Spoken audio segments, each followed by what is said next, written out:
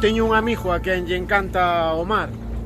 E eu que estou aquí no medio da ría de Muros e Noia e hoxe o vento peja do mar hacia a terra, quero que suba un mensaje meu polo medio dos montes, pola ría arriba, hasta chegar a Santiago de Compostela, porque este mensaje leva unha dedicatoria, que é a dedicatoria deste vídeo ao meu amigo Luque. E quen é Luke? Pois Luke é o neto dunha amiga miña que se chama Isa, a quen aprecio moito. Isa sempre lle está poñendo a Luke os meus vídeos do mar. E Luke, aínda que solamente ten 2 anos e medio, xa me chama polo meu nombre, Rogelio o Mariñeiro.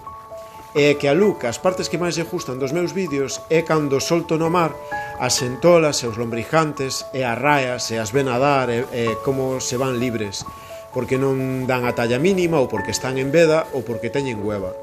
Porque Luke é moi listo e sabe que se o día de mañán el quere ser mariñeiro como son eu, pois os que somos hoxe en día mariñeiros temos que respetar esas tallas mínimas ou deixar as femias para que críen, para que o día de mañán tamén aba sentolas e aba peixe, aba marisco para poder pescalo se el decide ser mariñeiro ou outros rapaces.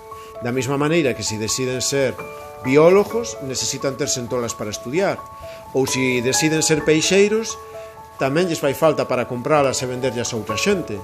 Si son cociñeiros para cociñalas, si son submarinistas para poder ir a bucear e velas libres e quitarlle fotos, si por outra parte queren ser abogados ou médicos ou maestros ou traballar nunha fábrica ou de dependientes nunha tienda ou camareros, pois tamén seguro que vai haber un día en Navidades ou nunha festa que lle vai a gustar comelos ou comer peixe a diario, que é moi san. E para todo eso pois fai falta que agora respetemos os pequenos para que medren, como estas sentolas que collemos hoxe, que non dan a talla, verdad, Luke? É que o que hai é que devolvelas ao mar para que medren, para que se fajan grandes, para que críen, para que sempre haba marisco no mar para todos. Si que xa sabes, Luke, este vídeo vai dedicado a ti e a túa abuela Isa con todo o meu cariño desde Porto do Sol.